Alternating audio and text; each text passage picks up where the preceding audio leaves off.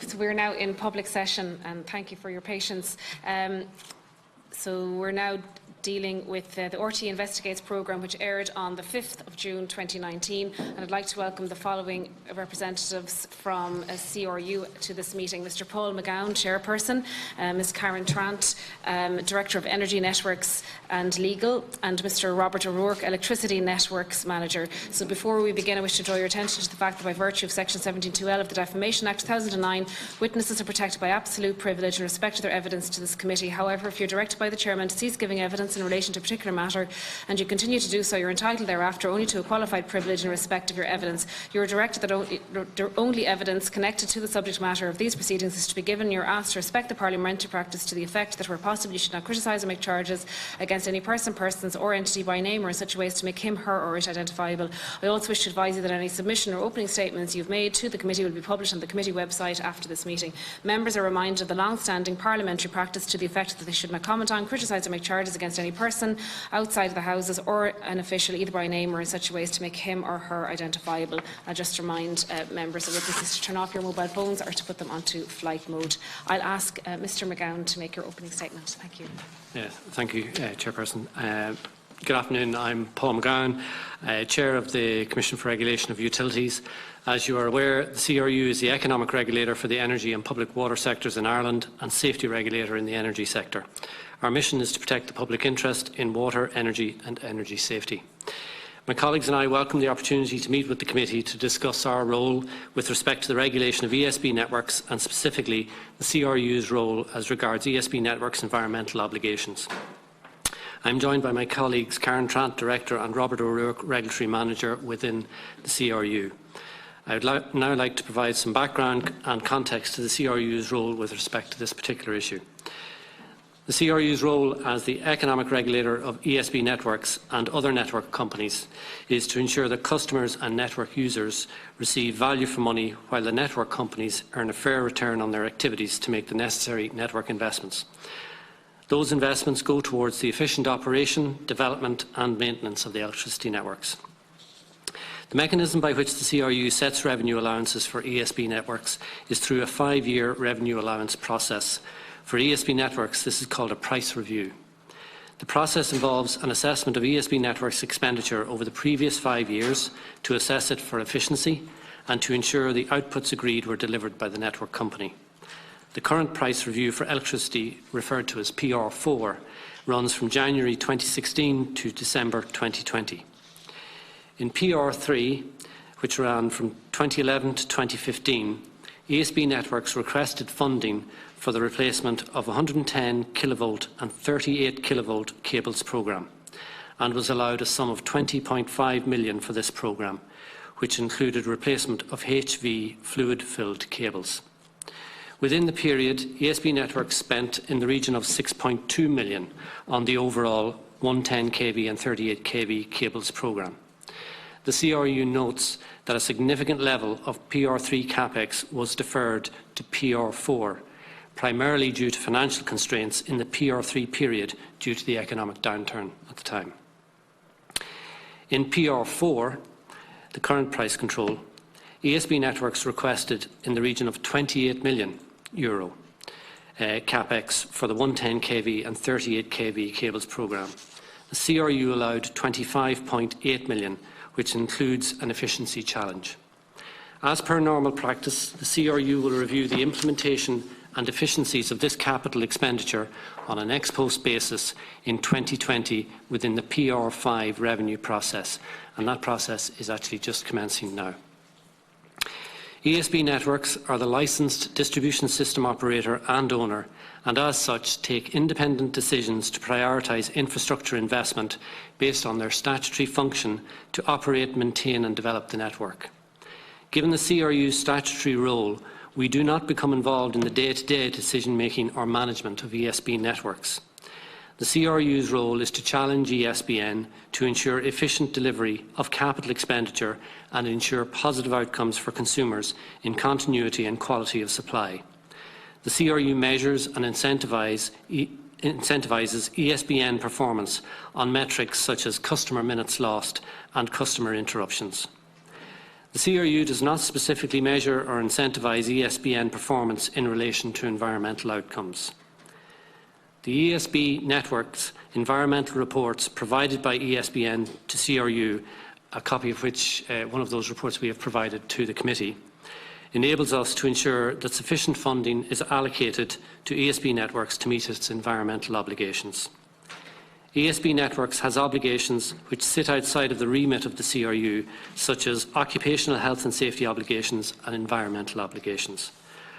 Our role is to ensure that ESB Networks has the necessary financial resources to meet those obligations. We do not have the legal viaries to monitor or enforce obligations that fall under these areas. So thank you. That's my opening statement, and we're happy to take any questions. Thank you. Would you have an overall figure for the total amount of leakage reported to you since the 5-year review process commenced? We would be able to, I wouldn't have it on the top of my head, but we'd certainly be able to provide that to you. Yeah, that'd be great, thank you. And just in relation to, I know you said that in the period of 2011 to 2015, the ESB networks requested funding, and you allowed the funding of 2.5 million, and that only 20.5. Sorry, 20. Just, excuse me. Yeah, 20.5 million. Sorry, apologies. And only 6.2 million was spent. Yeah. What further action did you take in relation to this, in relation to the non-spending, and were you happy with the responses in relation to that? Okay. Yeah. So I'll answer that question now. Yes, thank you. So we'll come back to you on the total leakage over the period. In relation to the non-spending, and one of my colleagues may come in once I've given an overall view, but right across the whole capital programme for ESB and ESB networks, there were significant reductions because it was at the time of the financial crisis. So right across their whole capital programme, there was a very significant reduction in the amount of capex that was spent, and that was because of ability to access capital markets, but also capital programmes have impacts on tariffs, and at the time every effort was being taken to contain any price increasing effects. So we would have reviewed at the end of the overall PR3 whether or not, despite the fact that they spent less in capex terms right across the board, nevertheless whether or not the amount that they did spend was spent efficiently, which is our normal course of events. But I mean, in broad terms, we accepted that during PR3 there were significant capital constraints right across the economy, and ESB were not unaffected by that, and as a result their capital programme was scaled back. Would it not, during a recession, would it not be a cheaper time for labour and material costs to do this work? They have to borrow. It was all about the borrowing of very significant sums. I mean, we're talking about multi-billion programmes over 5 years typically, so it was all about their ability to borrow. And just in relation to, I know that you say that your role was to allow the capital spending to fix these leaks. Was there no communication with your fellow regulator, the EPA, in relation to the amount of leaks that had taken place, and I suppose the concern around that, and that they hadn't been dealt with from a spending point of view, that these leaks had occurred and that the money wasn't spent that you had allocated? So we didn't enter into any direct dialogue with the EPA around this particular issue because we can come on to it, but at the time there were no red flags from our perspective in relation to ESB's environmental programme. They typically came to us with a programme. We identified whether or not they had justified the programme. In PR3, for example, we gave them an allowance which we considered is sufficient for them to meet their environmental and safety obligations. So there was no requirement, as we saw it, to liaise with other sectoral regulators. In reporting to us, ESB would tell us that they were substantially in compliance with their environmental obligations. Now, those reports were to us in respect of our role as economic regulator. We would be aware that ESB networks, like any other network operator, would answer to the relevant environmental and safety regulator in respect of their statutory functions. At the time, there was no perceived need for us to liaise with the EPA. Now, having said that, we do have a memorandum of understanding with the EPA in respect of our respective roles, and Certainly, we're aware that right now the EPA is carrying out an investigation, and subsequent to that, and in fact, in support of that, we have shared with them information that we have. And subsequent to that, we'll obviously liaise with the EPA to determine whether or not there needs to be any further exchange of information between us to support either their role or our role. So, okay. So knowing that they hadn't spent the money on the leaks, and they, if I understand you correctly, they told CRU that they were compliant environmentally. Am I correct in what you've just said there? Broadly speaking, yes, they have advised us in their environmental reports that they're in substantial compliance with their environmental obligations, and we have taken that at face value because we're not an environmental regulator, but we have taken their statements in relation to their obligations, their environmental obligations, at face value. Okay, I will move on to Deputy Dooley. Thanks very much. Thanks for the presentation. Knowing what you now know, do you believe the ESB to be in compliance with their environmental standards, expectations? It would be. I think it would be premature for me to give you an opinion because I'm not an environmental regulator. We don't regulate them from an environmental perspective. I think we would want to see what came out of the investigation by the EPA.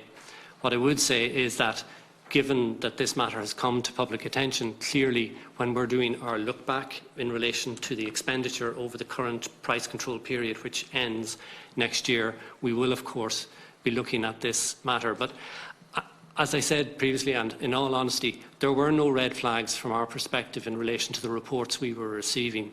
The typical message in those reports was that they were in substantial compliance with their environmental obligations, that they had carried out both external and internal audit on their environmental obligations, and there were no major concerns. From time to time, they may be in breach of a particular environmental obligation, but that would be a matter that they would be dealing with the relevant environmental regulator or the safety regulator at the time. But in light of the information that was contained in the RT Investigates programme, do you now believe there's a red flag?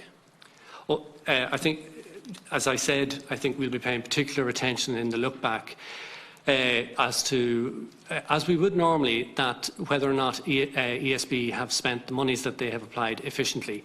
What I would say, though, is if you look at the reports that ESB gave to us in terms of the environment, I have the numbers here, but between 2014 and 2017, 2017 is the most recent report that we have, and we gave a copy to the committee, the amount of leakage from these fluid-filled cables reduced from 54,600 litres per annum to 15,201. So even on that sort of basis of analysis, they were making progress in relation to their programme in terms of reducing the level of leakage from those cables. So do you see a necessity to get a greater level of cooperation between yourselves and the Environmental Agency?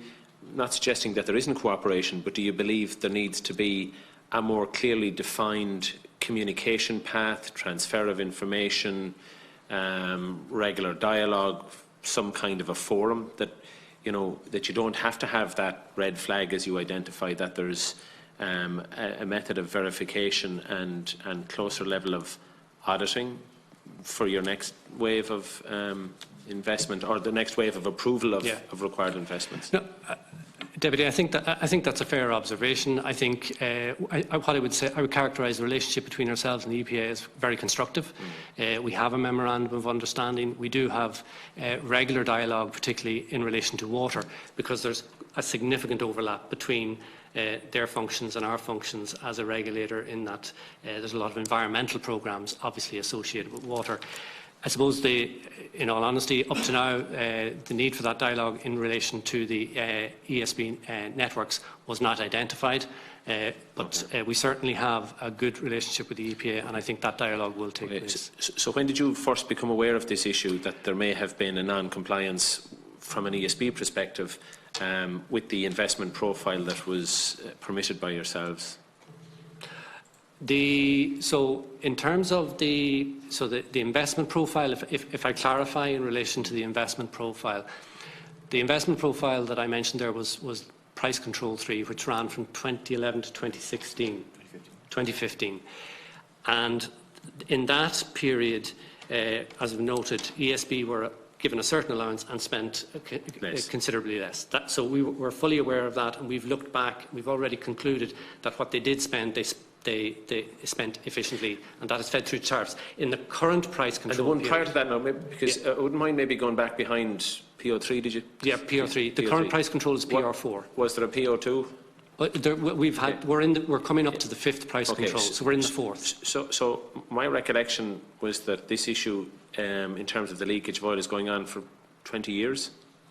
So was this issue raised with you as part of the pricing order, the pricing control back prior to 2011? I'd need to check the details of that, unless, Robert, you can clarify. Because that would speak to a time when there was no shortage of economic activity. There was no constraints on their capacity to borrow. There was no issues around the growth in their activity. And it might be worth looking at what the chief executive was paid then, and if there was any curtailment of the capacity to fund the very large salary of the then chief executive and the entitlements around that. Do you want to come in on that? Yeah, it comes on itself. So this was in terms of the PR2 allowances. We just need to just double check that. But I suppose I would say that it is a fairly large capital programme overall in terms of the cable replacement programme. So I suppose the allowances was in PR3, and there'll be allowance in PR4, and at that point we'll review back. But in terms of the PR2, we'll have to revert back. Okay, maybe come back to that. Just a couple of other questions. So just for clarity, when you became aware that there was an issue here, at what point did that happen, or did the ESB notify you in advance of the programme that was aired? So in February we were notified by ESB that a matter had arisen in the protected disclosure that may be of relevance to us. And it was actually a very narrow point, and it was a narrow point in relation to the allowance that ESB had been given for their safety programme, and the fact, first of all, that perhaps the allowance that they had sought wasn't adequate enough, and then the second point that had been raised was then that perhaps they had overspent the allowance. So at the time we looked at this, and we determined that, first of all, it is not unusual for management to take prioritise decisions, in the day-to-day running of the business, and move budgets between one area and another. We don't regulate or manage ESB networks or any of the networks that we regulate to that level. But we did determine that if there was, we did not, on the face of it, see any issue with this, but that we would look at it in the look back of PR4, which we'll be conducting later this year and into next year. And then it wasn't until June, sometime in June, that we were advised that there was a programme airing in relation into the matter. Okay. So you've made it clear that you don't have primary responsibility for the environmental risk aspect here. Yeah. Who does? So, well, I understand that the EPA are carrying out an investigation, and for me to say who is responsible for environmental, it wouldn't be appropriate, because it's not in my legal remit. And do you have any resources, or do you require resources that would give you some powers in relation to that? Obviously, you're not going to require to be the key environmental risk analyst, if you want, but is there a necessity for additional resources to allow you to be more familiar with what's going on from that perspective, or to build that interface between yourselves and whoever has primary responsibility? So right now, in terms of our economic regulatory function, I would say in respect of the regulation of network companies, we have adequate resources of the necessary type to carry out that type of work. I would caveat that and say that if the scope of our work or our remit were to alter, then clearly we would need additional resource. But yeah, and just a final point then, I mean, you set out what your regulatory role is, the efficient spending of resources to ensure that it delivers against the objective of the organisation. But in order to do that, you must have some expertise in relation to health and safety and environmental risk So you might just talk to us a little bit about that function within your organisation. Whilst you don't have the primary responsibility, since it is such an important part of what ESB and ESB networks do, how do you discharge the responsibilities there? Okay. So typically, because price controls happen every 5 years, we don't retain full-time expertise, particularly in these areas. So what we typically do is we take in expertise for a period of time who have specific expertise right across the sort of capital programme that we would envisage ESB would have. And these experts would look at ESB's capital programme for us in terms of the various aspects, so whether it's the construction of wires, substations, meeting various safety obligations, and it's they, along with our own internal staff, led by people like Robert, who would carry out the overall analysis and determine if the sums being sought by the network company are sufficient to carry out their statutory functions, or whether or not they need to be adjusted. And it wouldn't be unusual for us to do some form of adjustment. For example, a network utility may say they need money for X, but they may not actually provide us with the evidence that we would say is necessary to support that. And in any event, we may actually challenge them to deliver what they want to deliver more cheaply. Yeah, so I suppose what's important here is, are they independent external advisors? Yes, they're but it's advisors to us. But it's not the EPA? No. They would typically be engineering houses, people with expertise right across the whole area of electricity networks. I'm just trying to be helpful here in terms of getting to a point that works. And of course, there's no charge to suggest that you didn't give enough monies, because clearly you did in that PO3. There was more than adequate resources set aside for that.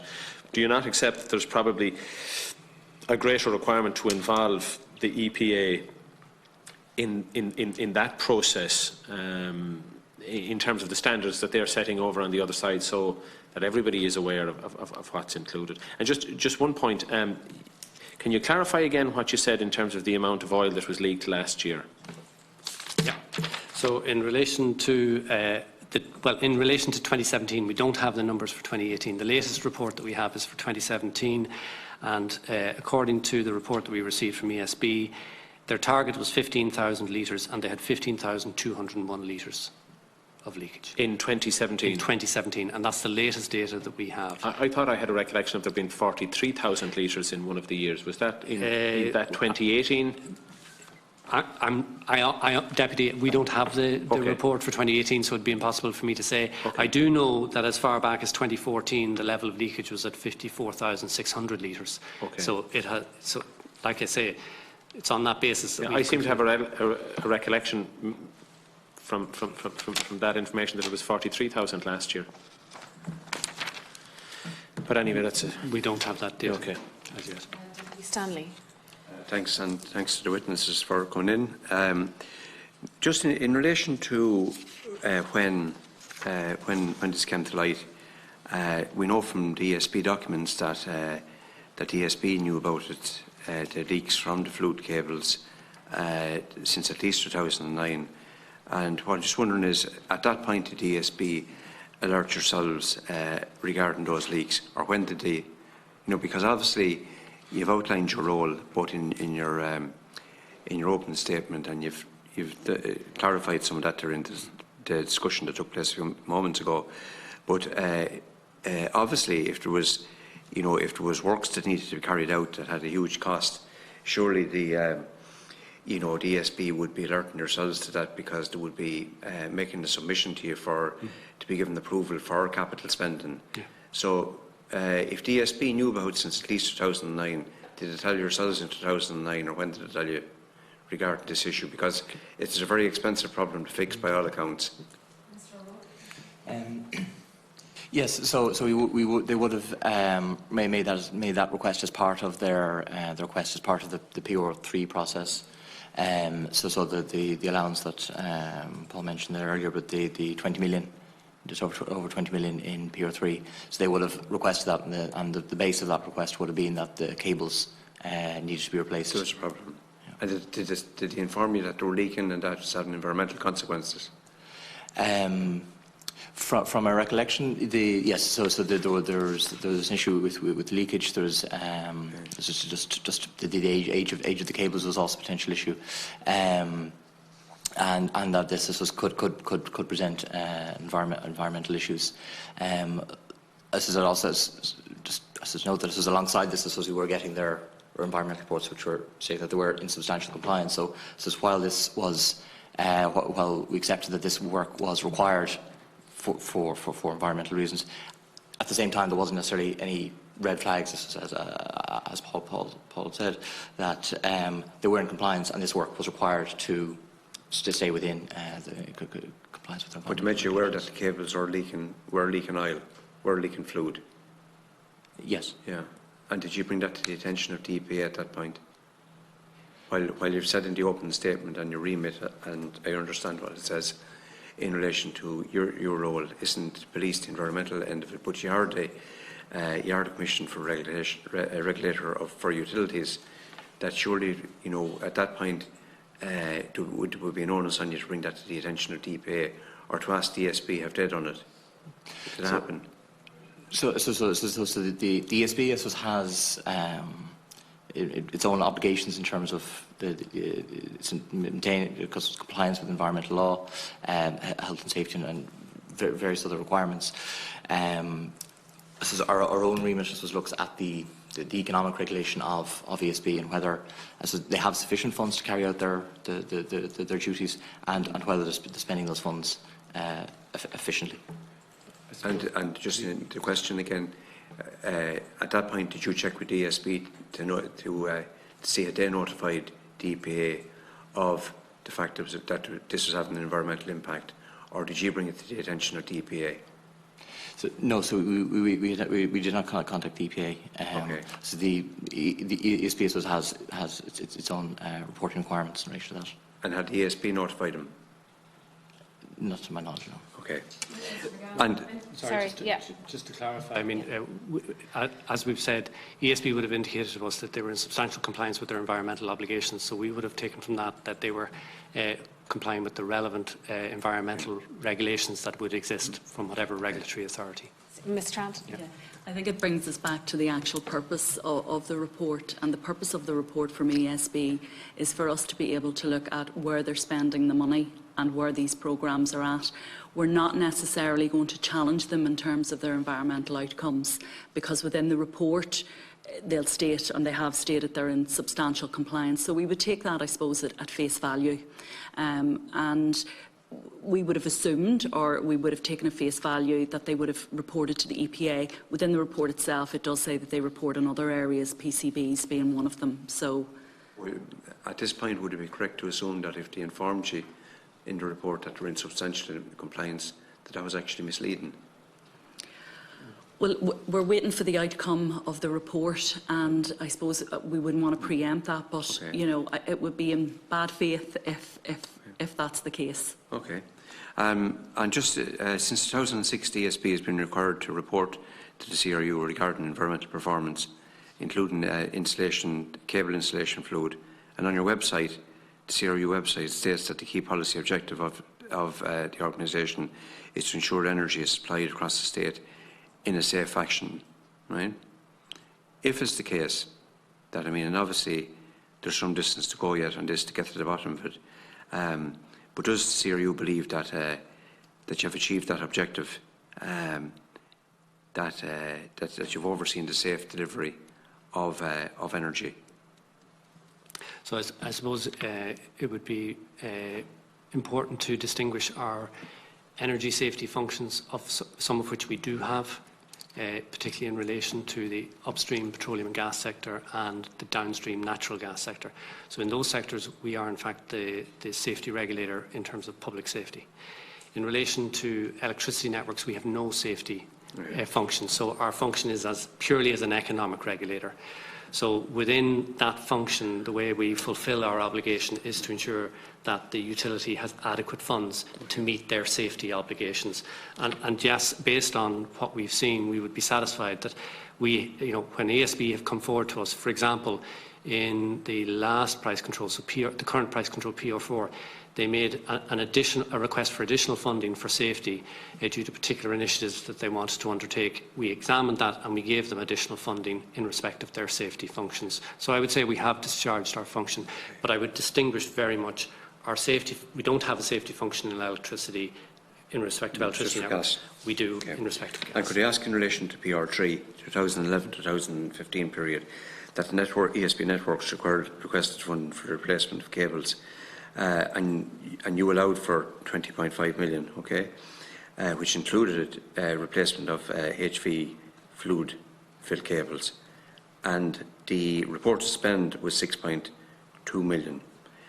Did the ESB request, what figure did they request? Did they request the 20.5 million that she subsequently allowed, or did they look for more than that? Because it just seems to be the fact that there was you know, slightly less than 30% of what they sought or what was granted was actually spent, while at the same time we had this problem of cables leaking fluid, oil into the environment, particularly in the Dublin area.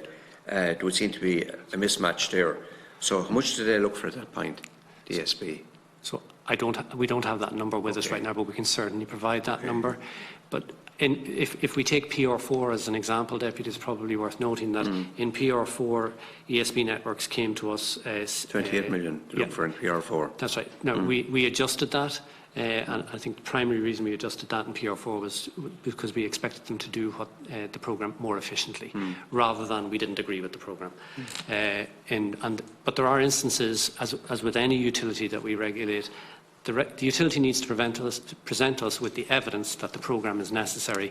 If they present that evidence, then we make the funds available. And then at the end of it, if they present us evidence that they carried out the programme efficiently, then we allow those funds to flow through to prices ultimately that consumers pay.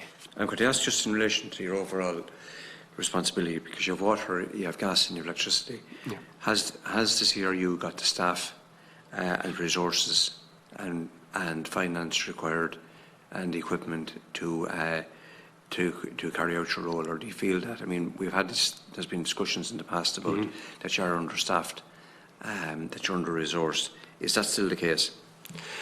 So I think, Deputy, in fairness, possibly the last time or the time before that we would have discussed this, I would have said that the CRU was adequately resourced at that time. Certainly, in terms of financial resources, in fairness, that has never been particularly an issue for the CRU because we raise our financial resources via levy, but we are still subject to the usual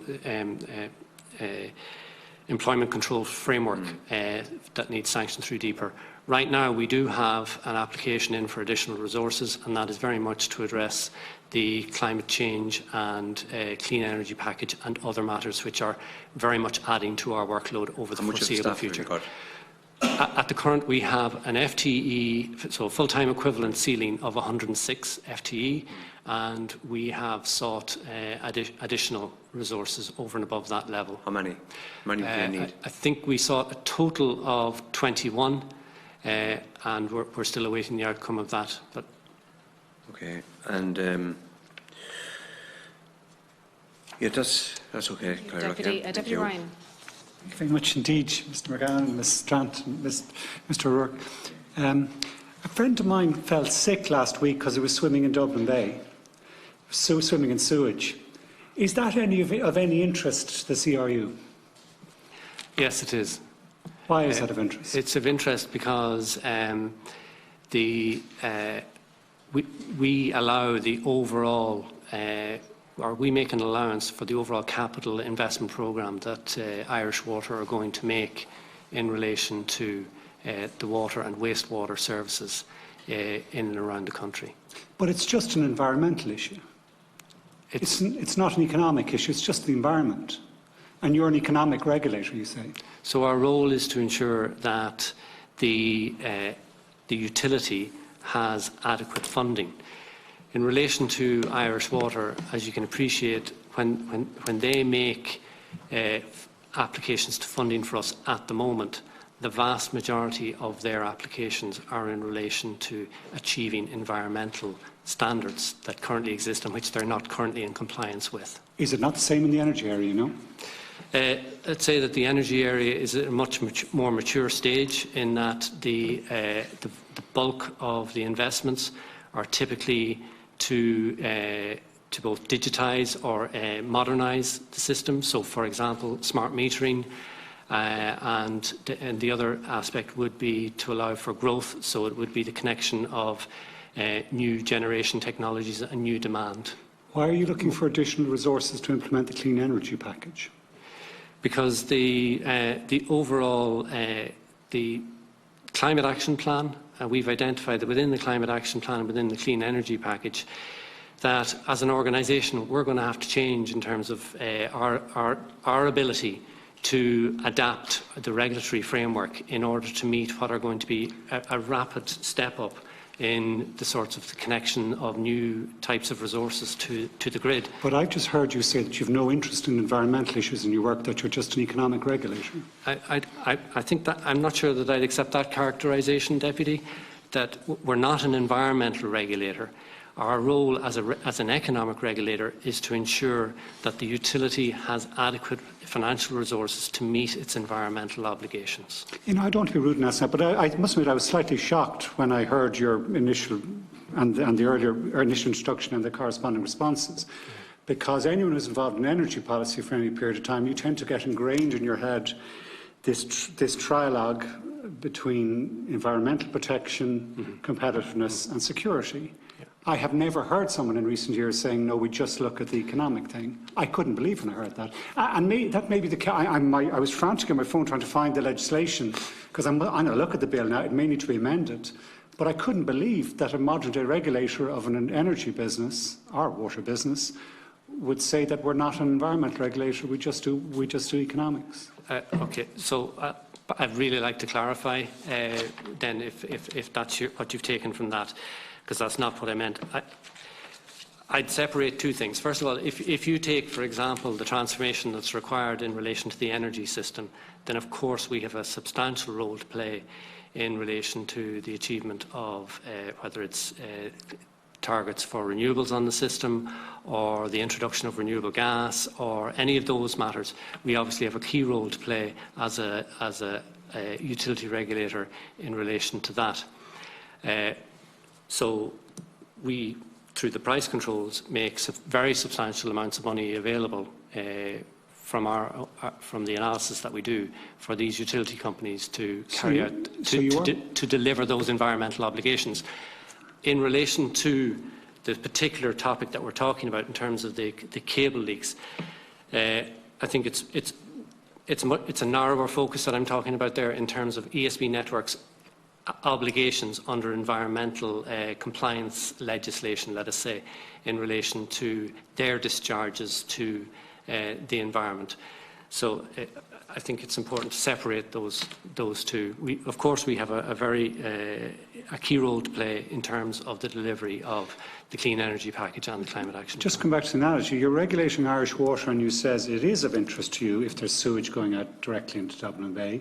But when it comes to ESB, if there's this fluid, oil fluid going into the Royal Canal, it's not as much of an interest because it's a... So as I said, our ESB networks have reported to us on an annual basis that they're substantially in compliance with their environmental obligations.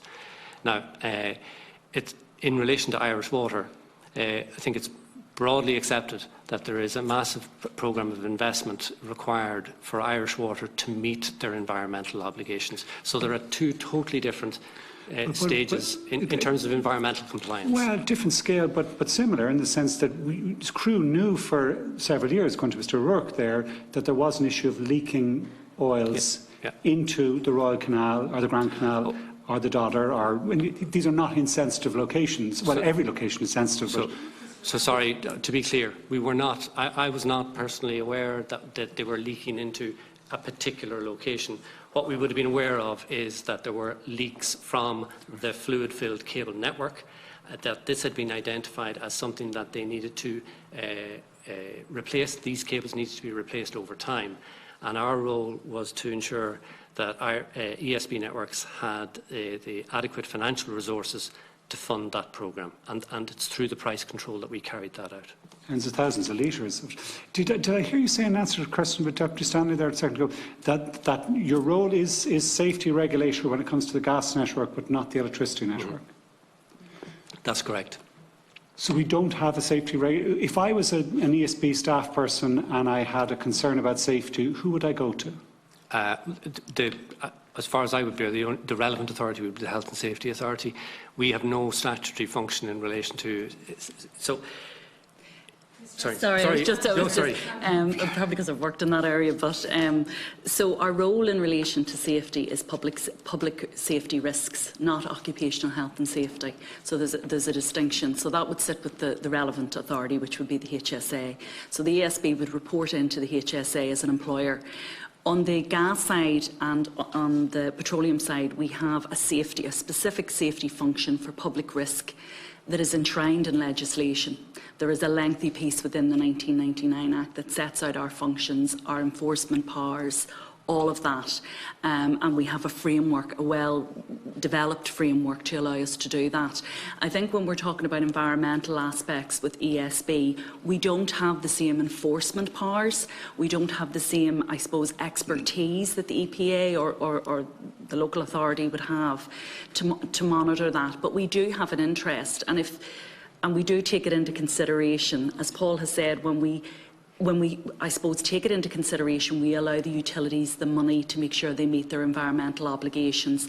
But even by contrast, if you take gas and our role in gas and our safety role in gas, we would keep on retainer experts, environmental experts, who would review EIAs and other environmental assessments that G&I would carry out before they lay a gas pipe, and we would review that to make sure that it's in line with environmental obligations. But again, that is a function and a power that we have within legislation. Is there safety risk with 50,000 litres of this hydraulic oil leaking into the watercourses? I'm not an expert in that field, and I don't want to say yes or no, but we'll await the outcome of the EPA report. Okay. In regard to the 25 million, 25 point, kind of the exact figure was 25.4 under PR4, yeah. Given that this issue has become very public and prime-time programme on it and coming for the committee here, can you give me an update as to, is there an estimate of how much that has been spent in this PR4 period to date? Yeah, so we don't have an estimate for that particular programme. The process that we're currently in the moment is the 5-year look back. So we'll be collecting financial data on that programme, as well as the remainder of the capital programme over the coming months, and then we'll be analysing that, and that will feed in then to the decision in terms of the allowed revenues for the next 5 years. Have you talked to the ESB at all on this issue, about this issue? We haven't specifically spoken about this because we've just kicked off the price control. We're going to be doing a full analysis of the actual programme. Following being aware of the protected disclosure in February and that the programme was going out in June, yep, and that the committee was investigating it, has CRU communicated in any way with the ESB in regard to this issue over the last 6 months or 3 months? Well, the notification that we received in respect of the first notification we received was in February, late in February, and it was in respect of our role in terms of approving funds on the safety side rather than on the environmental side. It wasn't until June that we became aware of the scope, let us say, of the issues being raised. And as I said, we haven't. We've concentrated. Our efforts are concentrated on the fact that we're now doing a full look back for that period. So we will be getting a detailed analysis of the expenditure that ESB networks have done in the past 5 years, and that process is underway. And just in relation to this particular issue, we have communicated with ESB, obviously our concerns, and we are awaiting their own internal report an investigation, and I suppose because it's the subject of a confidential disclosure, we obviously don't want to, I suppose, become involved in that at this point. You must have some ongoing sense of monitoring programmes of expenditure. You must have some mechanism of just, not just having to wait for the end of a 5-year period. You must have some mechanism of ongoing monitoring of how are things going in the various budget lines. The report that they submitted, the 2017 report, would be an annual report that we would review. But again, when we looked at that report from an economic point of view and from a spend point of view, there were no red flags. Had they said that they were not in substantial compliance, of course that would have raised a flag with us, and we would have taken action. And given this committee's meeting and the high profile of nature of this case, you haven't asked the ESB, or no one has informed anyone as to what the actual level of spending is in PR4. We don't do. How would I find that out? We will find that out now in the coming weeks when ESB put together, I suppose, their proposals, their look back and their proposals for the next price control. So we'll have that in the coming weeks. But given that this committee was going to be investigating this very issue, surely it must have crossed your mind to try and get a sense of what was the level of spending in the last 4 years. We can get that if the committee feels that that's relevant. We can get that. It is relevant.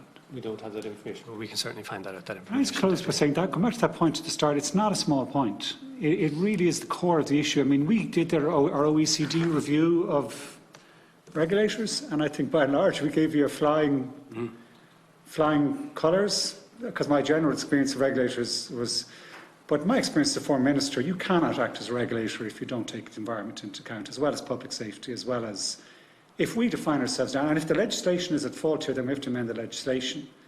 But you cannot act as a regulator where you say we're just an economic regulator and we don't look at the environment. I really think that has to be one of the most valuable lessons out of this process, because how do you know what we want to do in climate if in fact, if anything, that three-way process, the environment comes first, because it's the one physical certainty we know about. We have to stop putting carbon in the atmosphere, whereas competitiveness or security you can devise in a whole range of different ways. But to discount the environment and say we're just an economic regulator, that's a very valuable lesson out of what's come out today in my mind, because I don't see how a regulator can do its job if it's coming at it that way. If I might, Deputy, I personally wouldn't characterise it like that we discount the environment. I suppose, given our statutory functions, the main means we have by which we ensure that the utilities we regulate discharge their environmental obligations is to ensure that they're adequately funded to do so. And it's through the price control that we achieve that. Would you, I suppose, looking back, and hindsight is a great thing, and knowing that, I suppose, the ESB hadn't spent the funding, and I take your point that a recession happened, but do you feel that CRU has adequate environmental expertise in-house to be able to assess I suppose, the spending like this, and to understand the environmental impact of leaks like this and what they can have, so that when you see that money hasn't been, capital investment hasn't taken place to replace these leaks, that there is somebody in-house who will raise a red flag and say, okay, there was a recession, but there needs to be, this has a serious environmental impact. Do you have those people in-house with that expertise and environmental knowledge when you are giving the go-ahead for a capital spend and then seeing that it's not spent? So we would typically take that sort of expertise in on it as and when required, because when we're doing a price control and we're looking at a capital programme, we take on experts to advise us on that. Because we don't have for example, powers to prosecute or investigate in relation to environmental incidents or safety incidents in relation to the electricity network side, we typically wouldn't have a sort of significant expertise in that area. So, okay, I suppose it's coming from the capital. You're allocating or you're granting or whatever, agreeing to give them, allow them to spend X amount on what is our leaks.